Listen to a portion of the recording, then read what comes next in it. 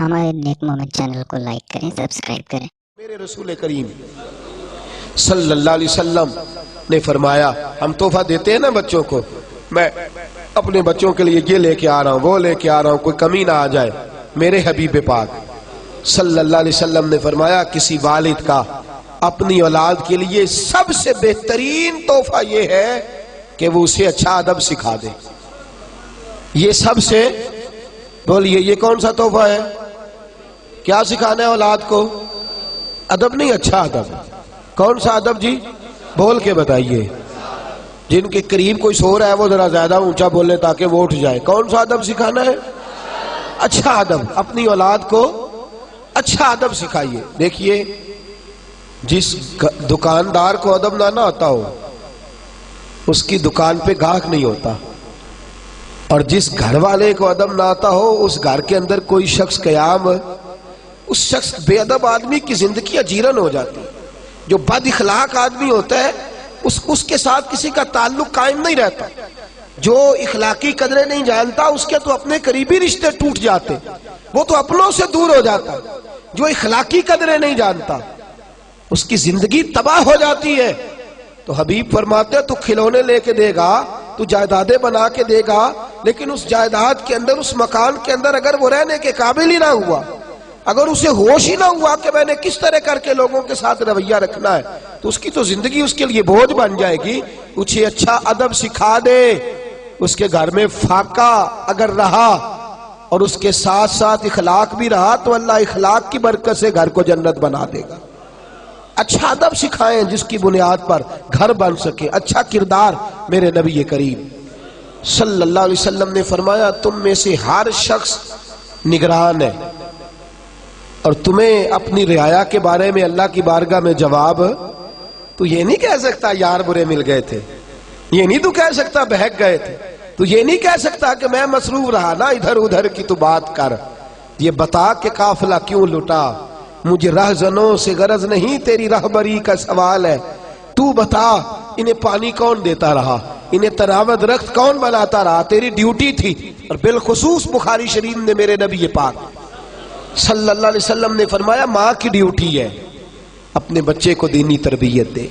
بالخصوص، بالعموم تو والد کی ذمہ داریاں سب سے زیادہ ہے، لیکن ماں چونکہ گھر کے اندر زیادہ وقت گزارتی ہے، ماں کا تعلق بچے کے ساتھ اس طرح ہوتا ہے جس طرح کے ایک آنگن کے اندر مختلف لوگ رہتے ہیں۔ والد تو کبھی کبھی ایسے آتے ہیں جیسے ایک ڈاکٹر وارڈ کے اندر وزٹ کرنے آتا ہے، تو ماں کے ساتھ بچوں کو وقت زیادہ گزارنا ہے۔ مائیں اچھی پرورش کر سکتی ہیں اگر وہ فکر کریں، سوچ کریں کہ میرا بیٹا دنیا داری کی تو ساری باتیں کرتا ہے، اس کی لبوں پر رسول اللہ کا نام کیوں نہیں آتا، اس کی زبان پر درود پاک جاری کیوں نہیں ہوتا، اس کے جملوں میں سیدنا امام حسن حسین کا لفظ کیوں نہیں آتا، یہ سیدنا ابو بکر صدیق اور عمر فاروق کا نام کیوں نہیں لیتا۔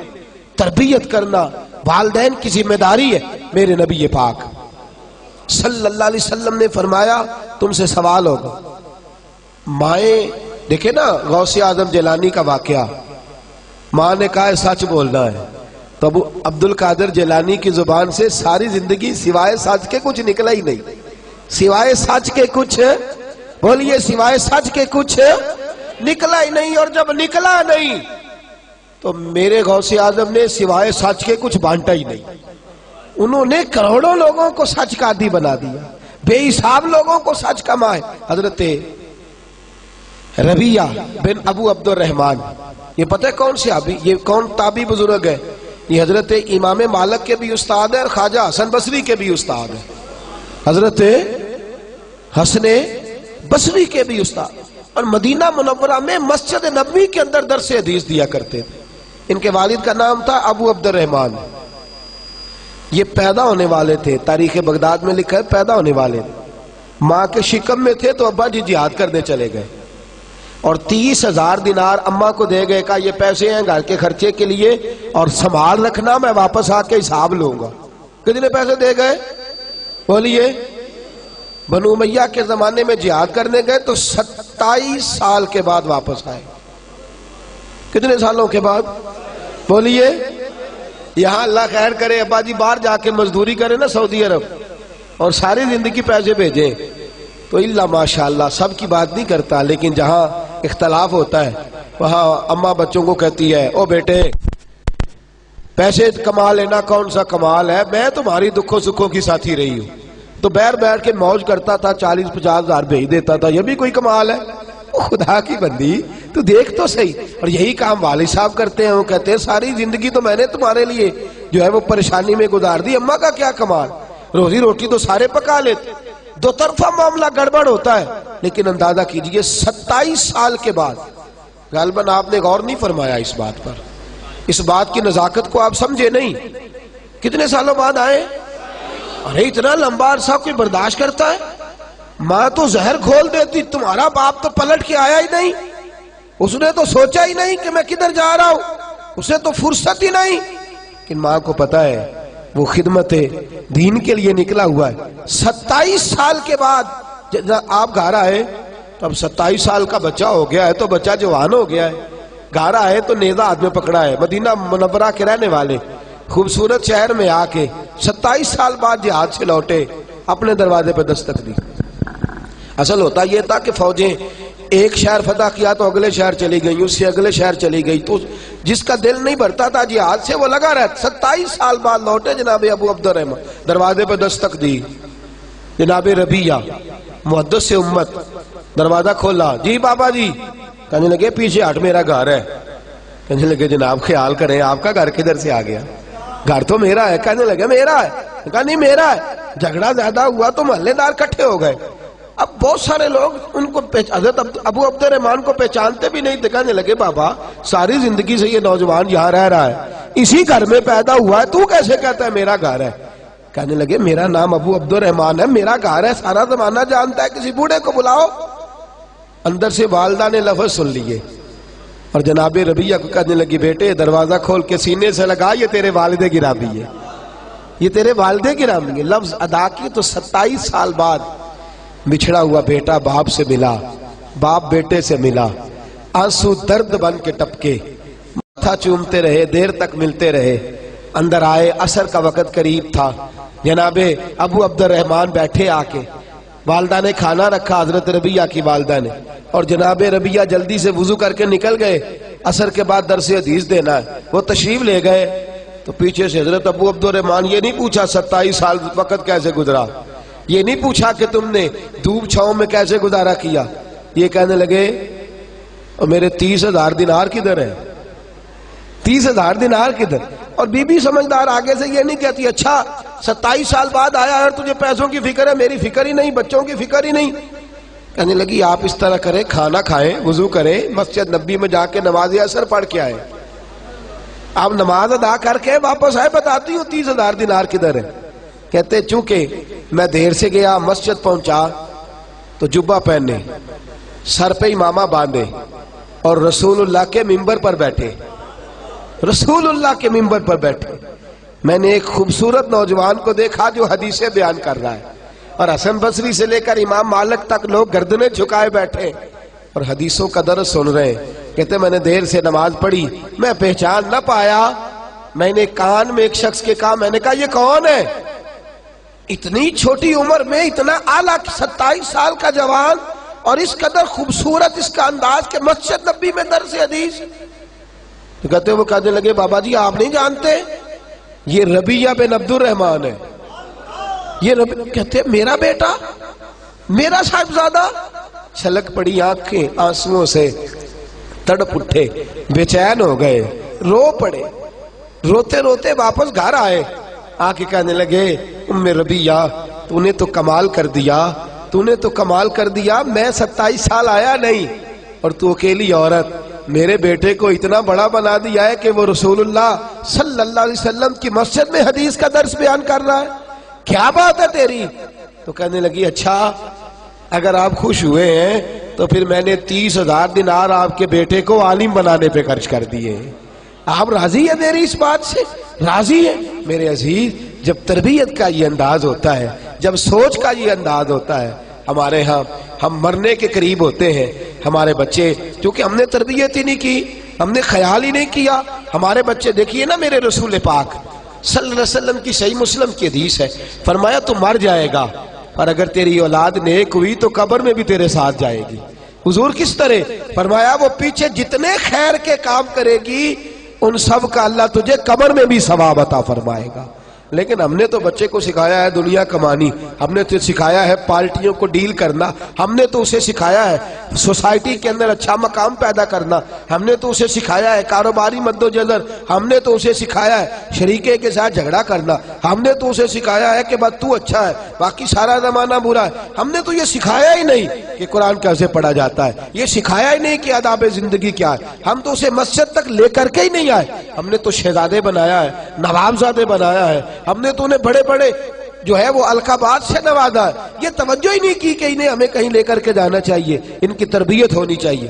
تربیت اولاد کے لیے، فکر مندی اولاد کے لیے سب سے ضروری ہے انسان کے کردار کا صحیح ہونا۔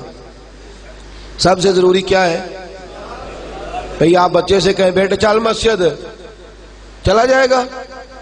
کہے گا ابا جی آپ کیوں نہیں جاتے؟ آپ بھی تو بتائے نا، آپ آرام سے لیٹے ہیں مجھے کہہ رہے ہیں مسجد چلیں۔ بیٹا قرآن پڑھا کرتا ہو، کہے گا آپ کو کیا پریشانی ہے آپ کیوں نہیں پڑھتے؟ کردار کی عظمت یاد رکھیے، غور کیجئے، اس جملے کو بھولیے گا نا۔ بچے آپ کی باتوں سے اتنا نہیں سیکھتے جتنا آپ کے کردار سے سیکھتے، آپ کے کردار سے جتنا سیکھتے ہیں اتنے آپ کے افکار کے، اپنے افکار اور نظریات بھی اچھے ہونا ضروری ہے۔ اچھے افکار ہی اچھے کردار کو جنم دیتے ہیں۔ لیکن اگر آپ کی گفتگو ٹھیک ہے اور عمل صحیح نہیں، لب و لہجہ ٹھیک نہیں، ہر وقت ڈانٹنا، ہر وقت جذبات میں رہنا، بچوں سے پیار ہی نہ کرنا۔ اقرا بن قیس آئے تو نبی پاک صلی اللہ علیہ وسلم کسی کے بچے سے پیار کر رہے تھے، کہنے لگے یا رسول اللہ میں تو اپنے بچوں سے نہیں کرتا، آپ نے غیر کے بچے چھاتی پہ لٹا رکھے ہیں۔ تو میرے حبیب نے فرمایا اگر رب نے تیرے دل سے رحم چھین لیا ہے تو میں کیا کروں؟ مجھے تو اللہ نے رحمت للعالمین بنا کے بھیجا ہے، رحمت للعالمین، بچوں سے شفقت والا ماں۔ اور کردار کی بات، حضرت عامر بن عبداللہ فرماتے حضور ہمارے گھر آئے تو میرا چھوٹا سا بھائی تھا، توجہ ہے آپ کی، تو اس کی والدہ کہنے لگی، میری والدہ کہنے لگی بیٹا ادھر آ تجھے کچھ چیز دوں گی، ادھر آ۔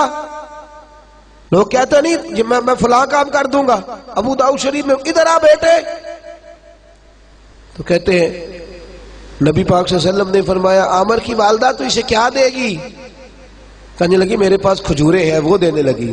تو حضور فرمانے لگے اگر تو اسے کچھ نہ دیتی تو اللہ کی بارگاہ میں تیرا یہ جھوٹ لکھا جاتا۔ حضور بچے کے ساتھ بھی، نابالغ کے ساتھ بھی، چھوٹے کے ساتھ بھی فرمایا اگر چھوٹے کو پتا چل جائے کہ تو جھوٹ بولتی ہے اور تیرا انداز ٹھیک نہیں ہے، ماں باپ کا جو ہے وہ کردار قول اور فعل کے اندر تضاد ہے، تو فرمایا اس بیچارے کی تو تربیت بگڑ جائے گی، اس کا تو انداز بگڑ جائے۔ فکر کریں، سوچیں آپ گھر کے اندر کیسا کردار رکھتے ہیں، آپ کا انداز کیا ہے، آپ کا طرز کلام کیا ہے، آپ کا انداز تربیت کس طرح کا، آپ گھر کے اندر رہتے ہیں تو کس طرح رہتے ہیں، کیا طریقہ ہوتا ہے۔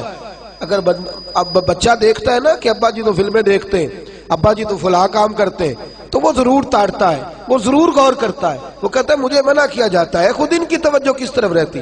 میرے نبی کریم صلی اللہ علیہ وسلم نے عملی تربیت فرمائی، اولاد کی عملی تربیت۔ اور یاد رکھیں ایک جملہ کہنے لگا ہوں، جو والدین اپنے گھر میں بیٹھ کے اپنے بچوں کے سامنے اپنے بھائیوں کی غیبت کرتے ہیں اور ساتھ اپنے بچوں کو مل جل کے رہنے کا حکم دیتے ہیں، وہ یاد رکھیں اگر اپنے بچوں کے سامنے وہ اپنے بہن بھائیوں کے بارے میں باتیں کر رہے ہیں تو ان کے بچوں کا بھی اتفاق رہنا ممکن ہے نہیں، ان کا بھی اتفاق کے ساتھ رہنا ممکن ہے، اس لیے کہ وہ تیری بات ایک جانب ہے، تیرا کردار دوسری جانب ہے، یہ کیسے ہو سکتا ہے؟